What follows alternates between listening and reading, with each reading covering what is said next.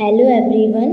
इस वीडियो में हम लोग बात करने वाले हैं आपका जो यूपीएसएमएफ का जो फॉर्म रिलीज़ हुआ है उसको लेके आप लोग कैसे काउंसलिंग करवा सकते हैं। और पूरा मैं स्टार्टिंग से लेके एंड तक इस वीडियो में बात करूँगी कौन कौन से कोर्सेज़ हैं, कितने कॉलेज हैं, गवर्नमेंट कॉलेज हैं और क्या क्राइटेरिया है, यहाँ पे फ़ीस कितनी लगनी है, सारी चीज़ों पे हम बात करेंगे।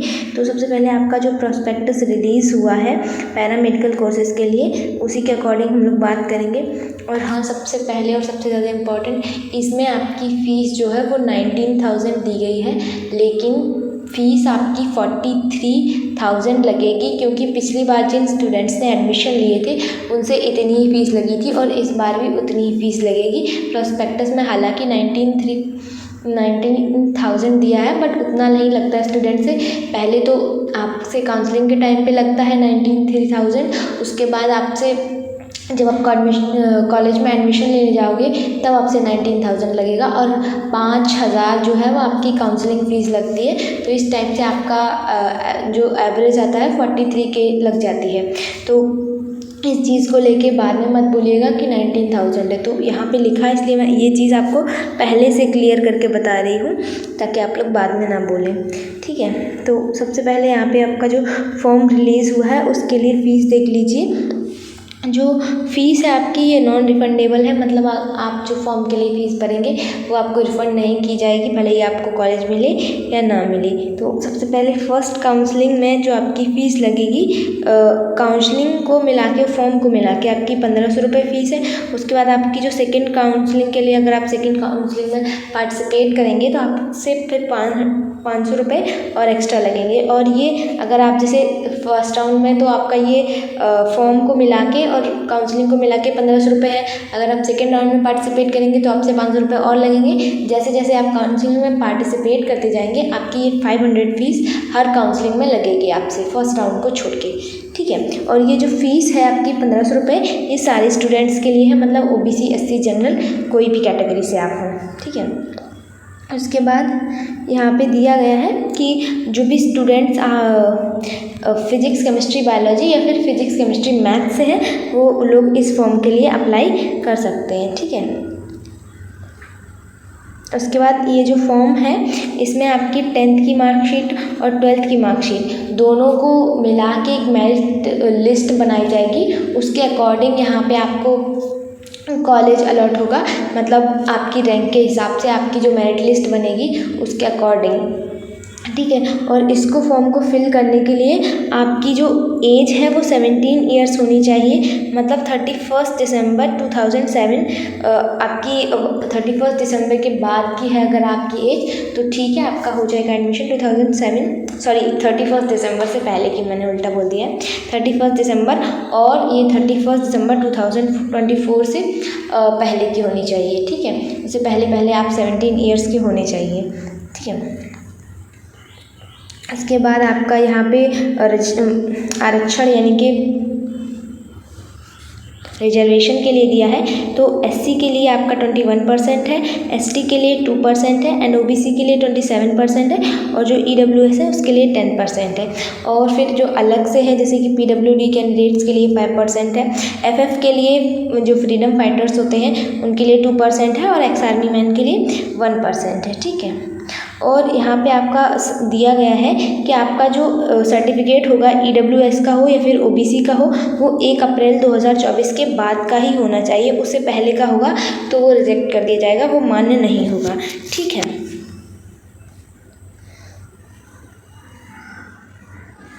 और फिर आगे देखते हैं,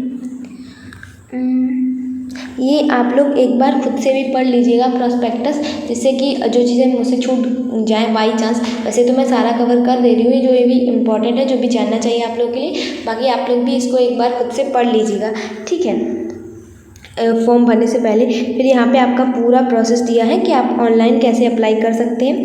वो अगर आप खुद से करेंगे तब आपको ज़रूरत पड़ेगी, अगर आप साइबर कैफ़े पे करवाएंगे तो फिर वो लोग खुद ही कर देंगे। और हाँ, ये जो फ़ोटो है आपकी, आप जो फ़ोटो फॉर्म पे लगाएंगे फॉर्म अप्लाई करने के लिए, वो आपकी 1 मार्च 2024 से पहले का नहीं होना चाहिए, मतलब बाद की होनी चाहिए। और जो भी आपकी फ़ोटो होगी वो इस टाइप से होगी, उस पर आपका नाम लिखा रहेगा फ़ोटो पे और डेट ऑफ फ़ोटो लिखा रहेगा, ठीक है। और जो भी आप फॉर्म फिल करते टाइम आप जो भी मोबाइल नंबर डालेंगे या फिर जो भी ईमेल डालेंगे वो ऐसी ईमेल डालिएगा जो कि ऑन होनी चाहिए, मतलब जो करंट में आपकी चल रही है। अदरवाइज़ जैसे कोई भी नोटिफिकेशन आता है यूनिवर्सिटी से तो आपके पास नहीं आ पाएगा, तो उसके लिए यूनिवर्सिटी की कोई जिम्मेदारी नहीं होगी, ठीक है। फिर उसके बाद यहाँ पे पूरा दिया गया है कि क्या क्या करना है, कौन सा स्टेप कब फॉलो करना है फॉर्म भरने के लिए। फिर आपका मेरिट लिस्ट, हाँ इस पे एक बार हम ये भी कि आप में से बहुत लोग पूछ रहे हैं कि कितने पे कॉलेज मिल जाएगा, कितने पे। तो देखो एक तो कोर्सेज हैं, अगर आप जो अच्छे कोर्सेज हैं जैसे कि आपका फार्मेसी हो गया, ठीक है, DOTT हो गया, DMLT हो गया, ऑप्थो हो गया, तो अगर आप ऐसे कोर्स सेलेक्ट करेंगे तो आपकी परसेंटेज देखो अच्छी होनी चाहिए। अच्छी कहने का मतलब एटलीस्ट आपकी 85% तो होनी ही चाहिए 10th और 12th में। अगर आप जनरल कैटेगरी से हैं या फिर OBC से हैं या फिर EWS से हैं तो मतलब इतना तो होना चाहिए। जनरल, OBC और EWS के लिए बता रहे हैं। और वहीं आप SC ST से हैं तो आप 85 का 83 कर सकते हैं, ठीक है, 83। और अगर आप PWD से हैं या फिर एक्स आर्मी मैन है या फिर फ्रीडम फाइटर है तो फिर आपका थोड़ा सा कम कर लीजिए, मान लीजिए 81%। लेकिन इतना तो मान लीजिए अगर आपको अच्छे कॉलेज चाहिए और अच्छा कोर्स चाहिए तो आपको इतना तो होना चाहिए, ठीक है। अगर आपको मान लीजिए बस चाहिए कि कैसे भी एडमिशन हो जाए तो मैं आपको एवरेज परसेंटेज का ऐड बता रही हूँ। अगर आपकी परसेंटेज जैसे मान लीजिए कॉलेज तो उनको भी मिल जाएगा जिनकी परसेंटेज 65 है या 67 है, फिर भले ही वो किसी भी कैटेगरी से हो। लेकिन मैटर ये करता है कि आपको जो आपको सेलेक्ट करना चाहते हैं वो कोर्स नहीं मिलेगा, हो सकता है वो कॉलेज ना मिले आपको। और कॉलेज सारे गवर्नमेंट हैं लेकिन ये है कि आपको आपकी पसंद का कॉलेज नहीं मिलेगा, तो वो चीज़ बस है, ठीक है। उसके बाद यहाँ पे कॉलेजेस दिए गए हैं और कौन कौन से कोर्सेज हैं उसके बारे में भी दिया गया है। तो एक बार हम कोर्सेज देख लेते हैं, ठीक है। हाँ, उससे पहले यहाँ पे दिया है कि आपको जब आप कॉलेज में एडमिशन लेने जाएंगे या फिर काउंसलिंग के टाइम पे जब आप जाएंगे तो आपके पास कौन कौन से जो है फॉर्म होने चाहिए, ठीक है। तो सबसे पहले ये भी देख लें एक बार। आपके पास एक तो एप्लीकेशन फॉर्म होना चाहिए जो भी आपने ऑनलाइन किया है, उसके बाद अलॉटमेंट लेटर होना चाहिए, उसके बाद हाई स्कूल की जो मार्कशीट है, 12th की जो मार्कशीट है आपकी, OBC SC ST के लिए आपका जो कास्ट सर्टिफिकेट है वो होना चाहिए। EWS में आते हैं तो EWS का सर्टिफिकेट होना चाहिए। PWD या फिर FF या फिर एक्स आर्मी है तो उसका सर्टिफिकेट होना चाहिए। उसके बाद आधार कार्ड होना चाहिए आपको, और जो भी आपके डॉक्यूमेंट है वहाँ पे लिखा नहीं है, बस इतना ही लिखा है अन्य महत्वपूर्ण प्रमाण पत्र जो भी आपको बताए जाएंगे वहाँ पे आपको नोटिस मिल जाएगा कि क्या क्या लाना है, तो वो सारी चीज़ें लानी है। और ये एक आपको बनवा के ले जाना है स्टाम्प पेपर जिसमें ये आपको लिखना है, उसके बाद सिग्नेचर होगा, ठीक है। ये इतनी चीज़ें आपको वहाँ पे लेके जानी है। उसके बाद यहाँ पे आपको नंबर भी दिए हैं, अगर आपको कोई प्रॉब्लम है तो आप इन नंबर पे कॉन्टैक्ट कर सकते हैं, ईमेल कर सकते हैं। अगर आपको कोई चीज़ से प्रॉब्लम है या फिर आपको मनी से रिलेटेड कोई प्रॉब्लम है तो आप इन नंबर्स पे कांटेक्ट कर सकते हैं, ठीक है। उसके बाद यहाँ पे दिया है कि आपकी कौन कौन से कोर्सेज हैं और उनका ड्यूरेशन कितना है। तो इन पे हम एक बार सबसे बात कर लेते हैं, क्योंकि ये कोर्सेज आपके देखो ड्यूरेशन भी अलग अलग है, टाइम भी अलग अलग है और फिर इनका स्कोप भी अलग अलग है। तो पहली बात तो ये है, अभी मैं क्लियर बता दे रही हूँ, जो पैरामेडिकल कोर्सेज हैं उनका स्कोप है पर बहुत अच्छा स्कोप नहीं है पैरामेडिकल कोर्सेज़ का। कुछ कोर्सेज़ हैं जिनका स्कोप काफ़ी अच्छा है बट सारे कोर्सेज़ का स्कोप बहुत अच्छा नहीं है। तो जो कोर्स ज़्यादा डिमांड में है उनका स्कोप थोड़ा ज़्यादा है, और जो कोर्सेज़ बहुत ही ऐसे हैं कि बस कर लिए तो उनका कोई स्कोप नहीं है। और इसके पैरामेडिकल करने के बाद आपकी कोई गारंटी नहीं है कि आपको गवर्नमेंट जॉब मिल ही जाएगी। अगर आप कर रहे हैं तो आप 10,000 15,000 इससे ज़्यादा नहीं कमा पाएंगे, ठीक है। अगर आपको आगे भी अच्छा कमाना है या फिर आप चाहते हैं कि अच्छी जॉब हो तो उसके लिए भी आपको एंट्रेंस एग्ज़ाम ही देना पड़ेगा। ऐसा नहीं है कि आप बस कोर्स कर लिए तो आपका हो गया, ठीक है। इन कोर्सेज़ के बाद कोई भी गारंटी नहीं है कि आपको गवर्नमेंट जॉब मिलेगी विदाउट किसी एडमिशन मतलब एग्ज़ामिनेशन के। आपको इंट्रेंस देना पड़ेगा, उसके बाद ही आपको एक अच्छी जॉब मिलेगी, ठीक है। और स्कोप सारे कोर्सेज़ का बहुत अच्छा नहीं है, इसलिए मैं एक बार सारे कोर्सेज़ का नाम बता दे रही हूँ, ड्यूरेशन बता दे रही हूँ, और जो कोर्सेज़ अच्छे हैं उनका भी नाम बता दूँगी एट लास्ट, ठीक है।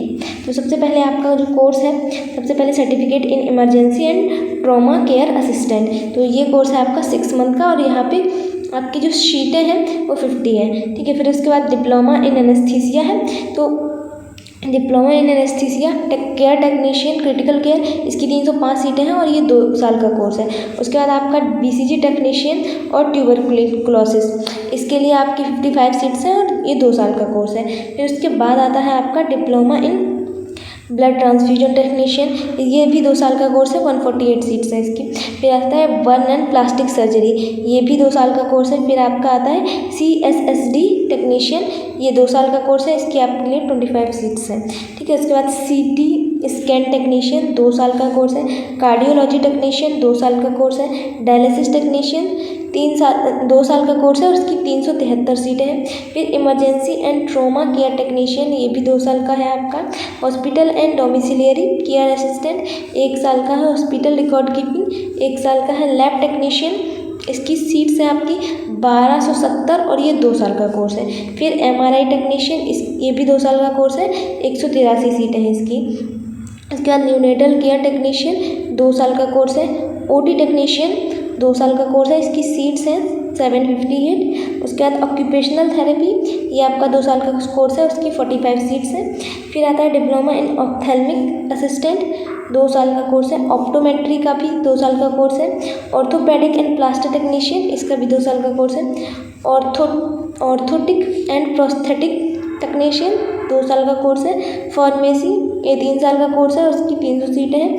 फिजियोथेरेपी 2 साल का कोर्स है और 203 सीटें हैं। फिर उसके बाद आता है diploma in radio therapy technician, इसमें आपकी 86 सीटें हैं और ये 2 साल का कोर्स है। फिर आता है रेस्पिरेटरी थेरेपी टेक्नीशियन, 50 सीट्स है और 2 साल का कोर्स है। फिर डिप्लोमा इन सैनिटेशन, इसकी 63 सीट्स है और 1 ईयर का कोर्स है। फिर डिप्लोमा इन एक्सरे टेक्नीशियन, ये 2 साल का कोर्स है और 839 सीट्स हैं इसकी, ठीक है। फिर यहाँ पे आपकी जो फ़ीस दी गई है, फिर से बता रही हूँ, इस फीस पे ध्यान मत दीजिएगा क्योंकि आपकी जो फ़ीस लगनी है ना टोटल, वो आपकी 43,000 तो लगेगी ही लगेगी। इससे 1-2 हज़ार ज़्यादा ही हो सकती है, कम नहीं होगी फ़ीस, ठीक है। तो फिर बाद में मत बोलना कि इसमें ऐसा लिखा था, ऐसा नहीं हुआ।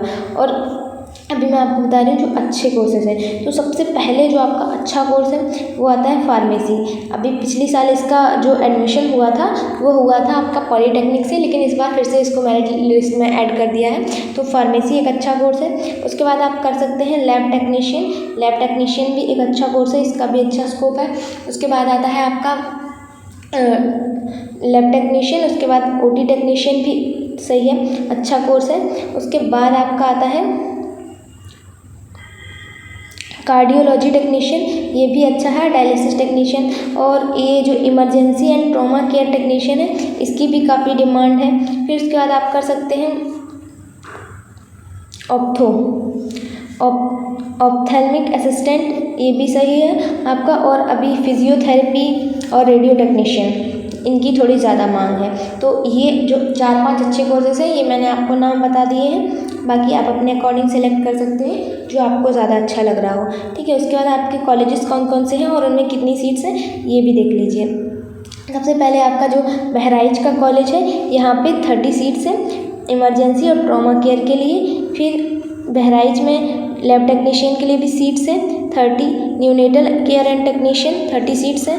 लैब टेक्नीशियन ये आपका फतेहपुर का जो कॉलेज है, वहाँ पे लैब टेक्नीशियन के लिए 30 सीट्स हैं। OT टेक्नीशियन के लिए 30 सीट्स हैं। फिर आता है फिरोजाबाद में anaesthesia and critical care technician के लिए 30 सीट्स हैं और इमरजेंसी ट्रॉमा केयर के लिए आपकी 30 सीट्स हैं। फिर लैब टेक्नीशियन के लिए भी 30 सीट्स हैं। OT टेक्नीशियन के लिए 36 हैं और 30 सीट्स हैं। ऑप्टोमेट्री के लिए 30 हैं। फिर orthopaedic and plaster technician 30 seats हैं। उसके बाद एक्सरे टेक्नीशियन के लिए भी 30 सीट्स हैं। उसके बाद आपका कॉलेज आता है हरदोई। लैब टेक्नीशियन के लिए 20 है। OT टेक्नीशियन के लिए 20 है।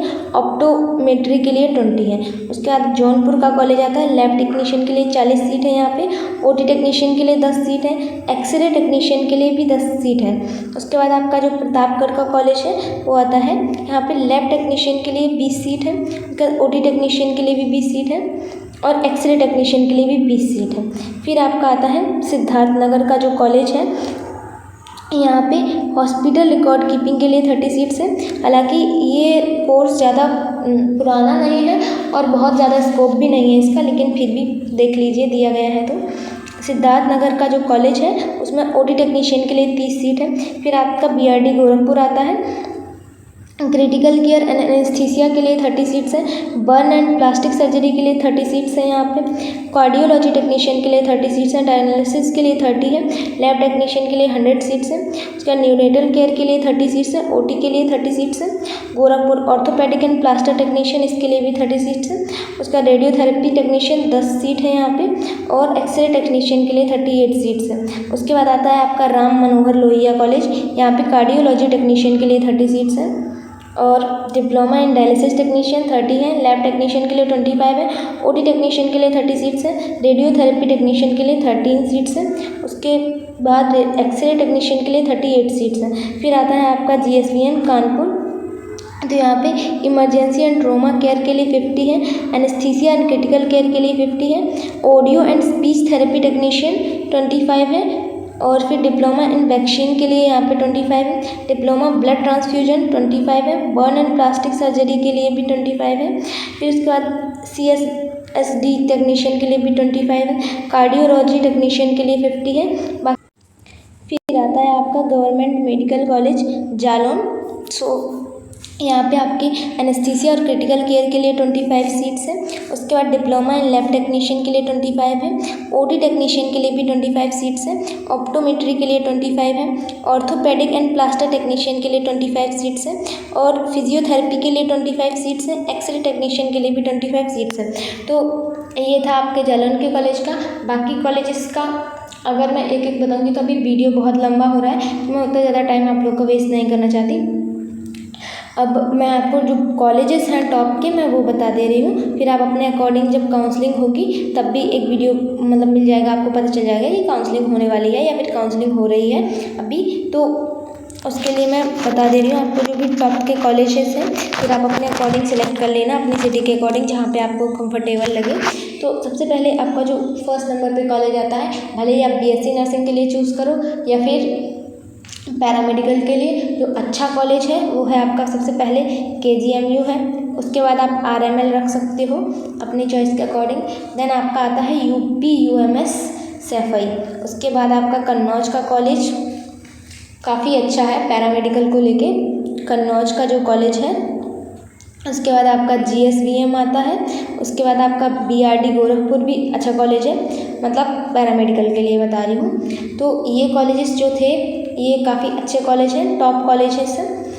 तो आप अपनी चॉइस के अकॉर्डिंग रख सकते हैं इन कॉलेजेस को। और इनमें से 2 कॉलेजेस ऐसे हैं जहाँ पे आपको पैरामेडिकल के लिए हॉस्टल मिल जाएगा, बाकी सारे कॉलेजेस में हॉस्टल अवेलेबल नहीं है। तो यहाँ पे केवल आपका UPUMS जो सैफई है वहाँ पे हॉस्टल अवेलेबल है, और ये जो कन्नौज का कॉलेज है यहाँ पे पैरामेडिकल के लिए हॉस्टल अवेलेबल है। बाकी कहीं पे भी हॉस्टल अवेलेबल नहीं है पैरामेडिकल के लिए, ठीक है। तो ये जो 2 कॉलेजेस हैं यहाँ पे आपको हॉस्टल मिल जाएगा। बाकी अगर आप किसी भी जगह पे एडमिशन लेते हैं तो आपको खुद से रूम लेके रहना होता है। यहाँ पे 2 जगह आपके लिए हॉस्टल मिल जाएगा। अब जिसकी परसेंटेज देख लो, एक बार फिर से बता दे रही हूँ परसेंटेज के लिए। जिसकी परसेंटेज अगर 65 से 70 के बीच में है, या फिर किसी की परसेंटेज 90 to 85 के बीच में है, तो दोनों को कॉलेजेस सबको मिल जाएगा। जिसकी 65 से 70 के बीच में है उसको भी कॉलेज मिल जाएगा, भले ही वो जनरल कैटेगरी से हो, OBC से हो, ST से हो, या फिर किसी भी कैटेगरी से हो, कॉलेज मिल जाएगा। लेकिन आपको हो सकता है कि आपकी चॉइस का कॉलेज ना मिले, आपकी चॉइस का कोर्स ना मिले, ठीक है। तो अपने अकॉर्डिंग सेलेक्ट कर लेना और काउंसलिंग अच्छे से करवाना, क्योंकि कभी कभी क्या होता है गलत काउंसलिंग के चक्कर में भी आपसे कॉलेज छूट जाता है। और अगर आप लोग इंटरेस्टेड हैं तभी कोर्स करना, फालतू में 43 के मत बर्बाद करना। अगर आपका मन नहीं है तो आप लोग कुछ और कर लीजिए, क्योंकि कोर्सेज बहुत सारे, ऐसा नहीं है कि केवल ये फॉर्म निकला है तो यही भरना है। अगर इच्छा है अंदर से करने की तो करना, फालतू में पैसे वेस्ट मत करना। बस यही बोलना था मेरा इस वीडियो के माध्यम से कि काउंसलिंग जब होगी तो आप लोग को नोटिफिकेशन मिल जाएगा। अभी इसकी लास्ट डेट जो है वो 23 जून है। तो जो लोग इच्छा है जिन लोग की करने की वो लोग फॉर्म भर दो, जिन लोग को नहीं मन है वो लोग कुछ और कर लो, बहुत ऑप्शंस है। इसको करने के बाद में पछताना मत, बस इसलिए बोल रही हूँ क्योंकि स्कोप सारे पैरामेडिकल कोर्सेज़ का बहुत अच्छा नहीं है और ना ही कोई गारंटी है कि आप ये वाला कोर्स कर लेंगे तो उसके बाद आपको जॉब मिल ही जाएगी। जब तक आप कोई भी एंट्रेंस क्लियर नहीं करेंगे जॉब के लिए, तब तक आपको जॉब नहीं मिलेगी। ठीक है, अगर आप खुद का कोई, जैसे आप लैब टेक्नीशियन हैं तो आप अगर खुद का ही कोई दुकान खोल लेते हैं तो हो सकता है, लेकिन उतनी अच्छी इनकम नहीं होती है। ठीक है, इसलिए बोल रही हूँ, बाद में मत कहना कि बता दिया था भर दिया फंस गए, ऐसा कुछ नहीं है। ठीक है, तो ये वीडियो में यही बताना था मुझे, तो मैंने बता दिया है। आपको कॉलेज के बारे में बता दिया है, कोर्स के बारे में बता दिया है, कट ऑफ के बारे में भी बता दिया है, फ़ीस के बारे में बता दिया है, एलिजिबिलिटी के बारे में बता दिया है और हॉस्टल के बारे में भी बता दिया है। अभी भी आपको कुछ पूछना है तो आप लोग कमेंट करके पूछ सकते हैं। और इसकी लास्ट डेट 23 जून है। टोटल फीस 43K है। तो जो लोग इंटरेस्टेड हैं वो लोग भर दें, जो लोग को नहीं मन प्लीज़ मत भरो, ज़बरदस्ती मत करो कोई चीज़। अगर तुम्हारा मन नहीं है करने का तो मत करो। ठीक है, तो आज की वीडियो में इतना ही था। बाकी वीडियो पसंद आई हो तो लाइक कर देना। Thanks for watching this video.